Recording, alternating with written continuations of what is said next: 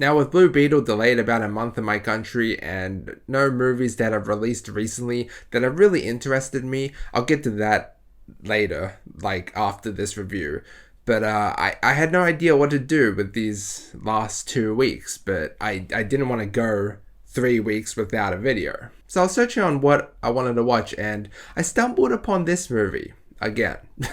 I've actually been waiting for this movie quite some time now. Ever since I first heard about it, like after I watched Red Notice, which I believe that movie released back, in 2021, about a year and a half ago, starring Ryan Reynolds, Gal Gadot, and Dwayne Johnson. I just forgot about this movie.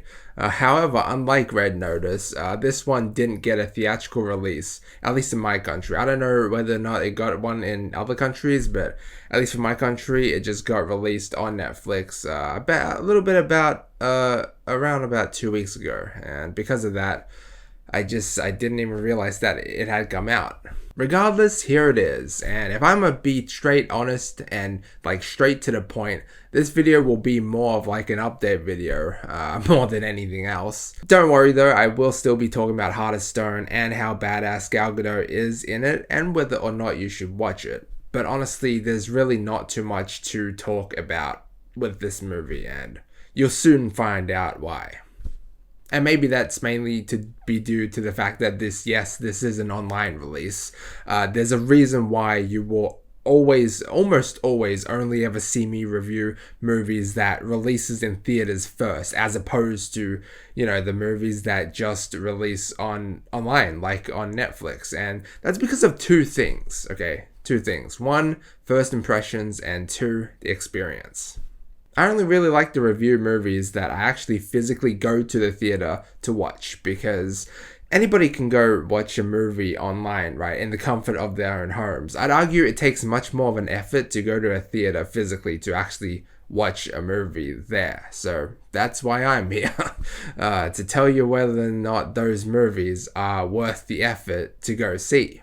And also, I'd be lying if I said my experience wasn't altered somewhat or like negatively impacted by not watching this movie or any online release for that matter, in like an immersive setup like a cinema or go to the theaters to watch it, but long-time viewers of mine and the average moviegoer in general are already well aware of this, and so I'm not going to talk about that matter anymore.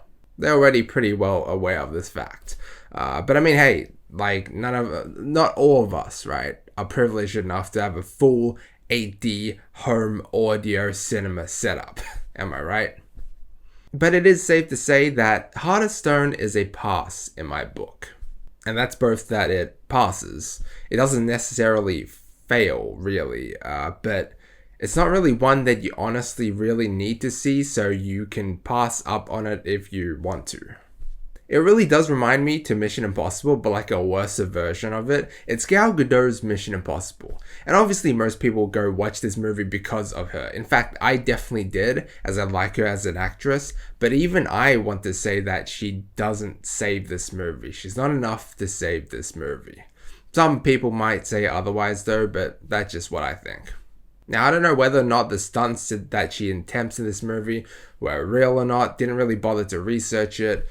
But I mean, some instances did look a bit CGI and just visually altered. However, they still look pretty decent. Like, not too bad. Nothing to write home about, but I mean, some instances were a bit intense. And a bit fun too, might I add. But like I said, if I had saw this in theaters, man, it would have just been way more enjoyable, without a doubt. And there were some interesting twists and turns, but a part of me was like, I've seen so many of these types of movies that this one just doesn't do anything for me. And that might just be me. I've been reviewing movies for so long, like so many action movies, that the majority of them just kind of feel the same now. It's like, okay, generic mission, save the world, defeat the bad guy, track him down, slight moments of urgency, some badass moments, but then in the end, they just almost always end up the same way, And then, at the end of the movie, if it's nothing special, I'm just like, wow, that was a lot of time wasted for nothing. It might just be me, but then again, I have seen a lot of people who have said almost the same as what I'm saying right now about this movie. It's hard to care about any of these characters. The movie goes straight into it from the very beginning, and when you think there will be some kind of vulnerability within these characters, it almost instantly goes back to brainless action. Not saying that there aren't moments of like emotion between these characters and certain uncertainties that are involved, right? But in the end, I found it really hard to care for any of them. I did like seeing some of the visual effects of the modern and futuristic tech that was used in this movie, and I like the whole idea behind the agents being named after certain cards in like a deck of cards, right? That was unique. But ultimately, this movie just felt like another generic action movie. Even going in for Gal Gadot wasn't enough for me. The action in Red Notice was far superior, I felt. Oh man, I don't know if it was either because I was just tired or sleep deprived, but a little bit more than halfway through, I damn near fell asleep, and I almost did. I paused the video, and then I just took a short power nap, so I don't know. I just thought I'd throw that in there, okay? I'm going to give Heart of Stone a C+. So yeah, just to conclude, just want to say the most important aspect is that if I watch this in theaters, man, there's a very high chance I probably would have rated this movie like a B- or even like a B. And I mean, yeah, it definitely would have made the epic scenes feel way more epic and made me feel better overall about the movie. So I just want to say that honestly, that factor heavily impacted the viewing for me. Like not watching it in theaters and just watching it at home. Yes, in the comfort of my home, but I don't have a TV. I just watched it on my monitor, and experience definitely not as good. So that just shows you, right? At least for me, experience is very important. That's why I don't like reviewing movies that I watch in the comfort of my own home. You hardly ever see me do that, like I said. And that brings me to my next point. Now, I was almost going to review...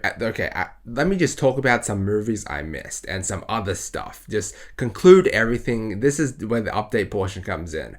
But Asteroid City was a movie that I wasn't really heavily anticipating, but I definitely wanted to kind of watch and see what it was all about. But then I figured out, and I found out, that movie actually comes out like a month and a half or like a month in Australia, like a month later than any other parts of the world. It already released in America by the time I was like, hey, that's a movie I want to watch, but it comes out a few weeks later. So at that point, I just said, you know what? It's not worth it anymore. It already released online before it even released here in Australia, the theatrical release, the first release here in Australia. So I thought to myself, oh man, because I don't like... I just skipped it. I didn't want to watch it because I don't like going into to watch a movie that's already been talked about, that's already later. I get less views. I get less like.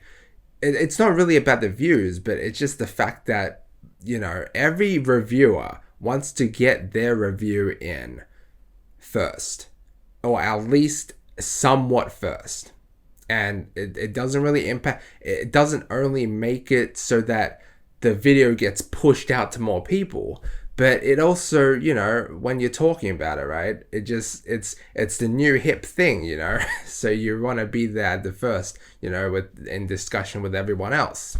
And I mean, I don't really care about views. The thing is, right, getting my content pushed out to more people when I have my stuff out there earlier means that as a small content creator, I struggle less. It's really hard nowadays to kind of get your content out as a small content creator, because what do you see on top pages? What do you see on top results whenever you search something, right? It's always guaranteed to be the more popular people with the more subs. Like the saying goes, like what I've always been saying, the popular people get more popular, and the nobodies weep in the shadows, or something like that. You know what I mean? by process of elimination or whatever, if I get my review out there as soon as possible, as early as possible, then there's a much higher chance that more people stumble onto my content. So that's why I never talk about Asteroid City. And there's another one, Talk to Me, this film by the Raka Raka guys. Yeah, someone would think me from Australia would talk about that movie, but no. I had a chance to watch that in advanced screenings like a month before it really released, but here's two reasons why. One, trailer did not interest me at all. I didn't even know it was made by the Raka Rakas, who are like a popular, if you don't know them, they're a popular comedic group in Australia. I don't really care for them. I don't really care about their content. That's why I didn't really care about this movie as well as soon as I heard they were behind it, but also because the trailer didn't interest me, and I'm not into possessive horror movies, because like possession type horror movies, because I think it's the stupidest stuff ever. Like, you can do anything you want. I don't believe in that stuff, like spirits, ghosts. Count me out, because that shit is not like realistic at all, man. Here's a type of horror movie that I do like though. The Barbarian. While it's not the best movie, I think it released 2 years ago, like late 2021 if I recall, but that is a movie that there's a hint of like realism in there, with kind of like, yeah, you know what I mean? Like, I like a hint of realism with horror movies. I don't believe in spirits or ghosts or possessive stuff. That's why, then, you know what I mean? Also, there was another movie called Strays. I honestly didn't really. It's one with a lot of crude humor. It's one where dogs talk like humans. Yeah, no, none of that. It just doesn't really interest me. But yeah, that's about it. I mean, there are a few like movies that I missed. I was wanting to make a video for a while now, but I don't think anyone will watch it. Called Movies I Missed. Ever since like the start of 2020, or no, maybe 2021, when I moved to this new house, there have been some movies. Okay, let me actually name some. Monster Hunter, Ascension, The Lost City, Ambulance. Like, some movies that I definitely would have watched, but something in my life prevented it from that. I'm not going to get into it right now, but that might be a movie, that might be a video for the future, you know? Because it's like one of those things where if everything in my life went normal, and so like I would have watched those movies, like I would have, like in another alternate reality or timeline, or no, not an alternate time, but let's just say there are movies that I don't review, either because I'm just straight up not interested in them, like I listed like the first few movies that I listed, and then there are those that I just listed that I wanted to but I just couldn't. But yeah, movies I missed.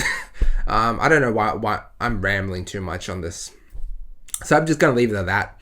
But yeah, I just wanted to talk a bit because, you know, it's been a while. I was gonna go 3 weeks without making a video, but the last time I went 3 weeks without making a video, my analytics got fucked on, and I hardly got any views for my following few, because I need to remain consistent. But I've just been really busy working and stuff, so yeah. Hey guys, yeah, like and sub if you enjoy it and stuff, you know, so that I don't have to work the job that I hate and find another job that I hate, and that I can make videos full time and whatever.